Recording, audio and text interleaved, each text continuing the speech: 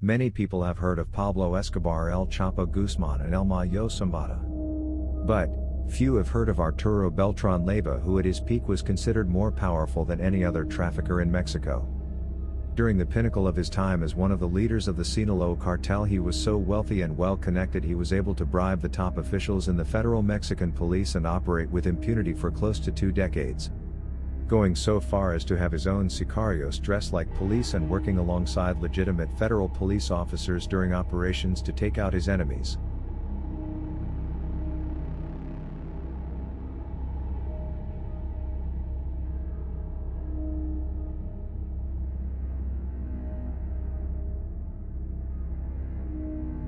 Arturo Beltran-Leyva was born on the 27th of September during 1961 in La Palma, Badiraguato, Sinaloa. Born into poverty, Arturo almost immediately jumped into the illegal drug trade. He started alongside his 4 brothers Hector, Alfredo, Carlos, and Alberto.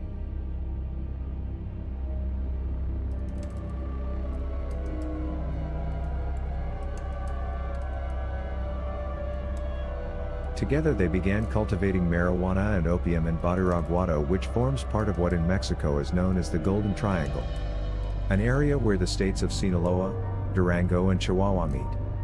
It was in these areas where Arturo would grow up, constantly getting in trouble. This trouble would eventually land him in a federal prison in Durango when in 1981 he was caught alongside Joaquin El Chapo Guzman's brother Emilio Guzman. Arturo didn't like prison, so he immediately began hatching an escape plan. The perfect opportunity for escape arose when a social worker was visiting the prison. Arturo, in coordination with 18 other inmates, took the social worker hostage as she entered a common area in the prison and then proceeded to disarm multiple guards. Once armed, him and the other men were able to escape, but not before getting into a shootout with guards stationed outside of the prison. After escaping from prison, Arturo became more well-connected and was invited to work as a sicario and driver for Amado Carrillo Fuentes, who was the leader of the Juarez Cartel, which at the time was about to become the most powerful criminal organization in Mexico. This would happen after the fall and splinter of the Guadalajara Cartel, leaving Amado as the top player in Mexico's drug trade and the biggest importer of cocaine into the United States. Arturo continued working in the background as a second-tier drug lord for the Juarez Cartel until Amado's death. After which Arturo, alongside El Chapo, El Güero Palma and El Mayo Zambada, would combine forces to form what we now know as the Sinaloa Cartel.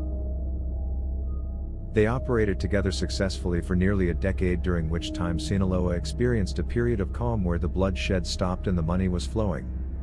Arturo would even regularly send money to El Chapo during his incarceration at Puente Grande, Jalisco, and pay off prison officials to make his stay more comfortable. However, it all came to an end during the year 2008. Alfredo, Arturo's brother, was suddenly arrested in Culiacan. This came as a shock to everyone in the organization. Bribes had been made to all the correct government officials and military personnel. The arrest shouldn't have happened. Arturo began to suspect his brother's arrest was not random. He felt like something else was going on. A few months after the detention of his brother, Ivan Archivaldo Guzman Salazar, a son of El Chapo, was released from prison. Arturo began to suspect that El Chapo had given up his brother Alfredo's location in exchange for the early release of his son. Arturo, driven by paranoia from his increasingly growing cocaine addiction, decided to blame El Chapo for his brother's arrest and declared war on him. It was at this moment that the Beltran brothers split away and formed their own cartel known simply as the Beltran-Leyva Cartel. Arturo declared himself the boss of bosses. Following the split, Culiacan turned into a war zone. People were made to pick sides and multiple murders were happening daily. El Chapo was able to secure the support of many important figures within the cartel. Most notably El Mayo Zambada, who was also amongst the most powerful drug traffickers at the time. Together they were able to push out Arturo from Sinaloa. Arturo wasn't going to give up so easily though. He moved his base of operations to Acapulco, from where he began structuring his organization and making new allies. From Acapulco, Arturo would send death squads to Sinaloa to make targeted attacks on his rivals. He would also leverage his government contacts, giving up locations of his rivals and ordering their arrest or in some instances, their death.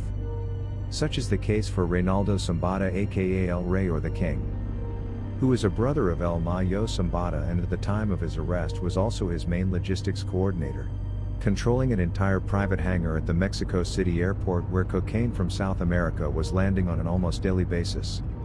During the arrest of El Rey, sicarios from the Beltran-Leyva Cartel including Sergio the Giant Villarreal dressed up as federal police officers and joined the actual federal police in a raid on one of El Rey's properties. The plan was to make it look like an armed confrontation and kill El Rey. However, El Rey was able to make it out alive after calling on municipal police officers under his payroll to show up. The federal police were unable to take El Rey's life, but they successfully took him out of the game, arresting him. Arturo would continue to strike blows to El Chapo's organization.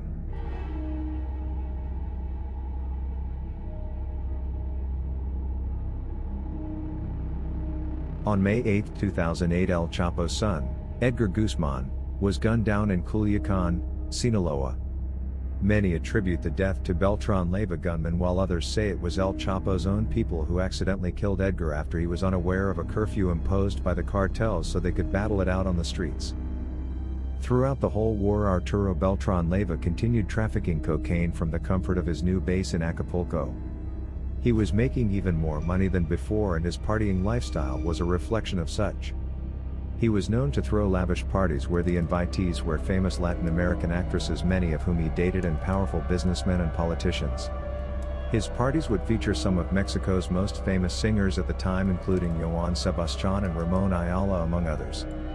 He also developed a liking for expensive wines and high-end cocaine, purchasing kilos of the highest purity double-washed cocaine for the personal use of him and his inner circle. Life was a non-stop party for Arturo until the end of 2009, when during the month of December a government operation was implemented to secure his capture. Mexican authorities, with the help of U.S. intelligence, had caught wind of a lavish party he would be throwing the 11th of the month in Tepoztlan, a small town near the city of Cuernavaca in the state of Morelos.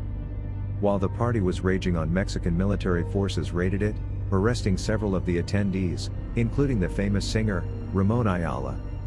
However, Arturo was nowhere to be found. His network of local spies had alerted him of the military convoy nearing his location, allowing him to escape with time to spare. His luck, however, was about to run out. Arturo was beginning to have differences with his most important operator, also based out of Acapulco, Edgar Valdez Villarreal aka La Barbie. Valdez Villarreal had begun to notice Arturo's decline in mental health due to his excessive cocaine use. Edgar made a business decision, ultimately deciding to give U.S. and Mexican authorities Arturo's location. On December 16, United States intelligence with the help of La Barbie tracked Arturo to a luxury apartment building in Cuernavaca, Morelos. After the inhabitants of the building were all discreetly evacuated, 200 Mexican Marines showed up to arrest Arturo. However, Arturo wasn't about to just hand himself over without a fight. In what would be his last stand, he ingested as much cocaine as he could with the time he had, and from the window of his apartment hideout he began shooting at the Marines down on the street. Many of his people decided to fight it out alongside him. As the fighting was going on, Arturo was shooting, throwing grenades and making phone calls at the same time. He was ordering his sicarios who were nearby to rescue him and calling up government officials, in an attempt to make it out alive. In one of his frantic calls he reached out to La Barbie, who ultimately told him to turn himself in. This enraged Arturo, who was under no circumstances going to turn himself in to the government. In another call he was able to get in contact with Gonzalo Araujo, also known as Cholito. He was a loyal and trusted sicario who also happened to be battle-tested. While Arturo was in Acapulco and Cuernavaca, Cholito most of the time was in Culiacan doing battle, commanding his own cell of sicarios called Los Charritos and giving the Sinaloa Cartel hell in their own territory. It wasn't until later that Cholito decided to join Arturo for a while in Cuernavaca. The shootout lasted 4 hours total, during which time Cholito drove to Arturo's location and broke through a military perimeter with a bulletproof truck in an attempt to rescue his boss. However, Arturo was unable to make it down and Cholito was shot dead. After Arturo and his men ran out of ammo, the Marines burst through the door only to find Arturo already dead after having succumbed to the gunshot wounds he received during the gunfight. His dead body was symbolically covered in US dollars. This was done by a high-level federal police officer who had once been threatened and kidnapped by Arturo.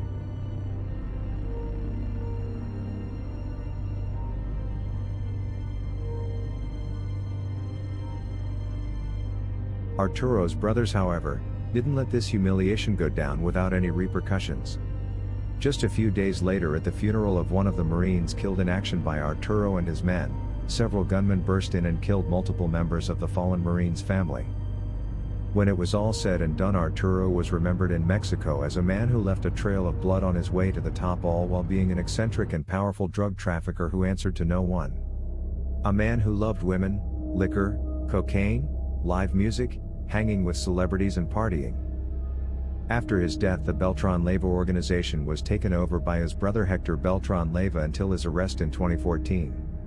At which point Isidro Mesa Flores aka El Chapo Isidro alongside Oscar Manuel Gastelum Uribe aka El Musico, some of Arturo's most trusted lieutenants, took over the operation.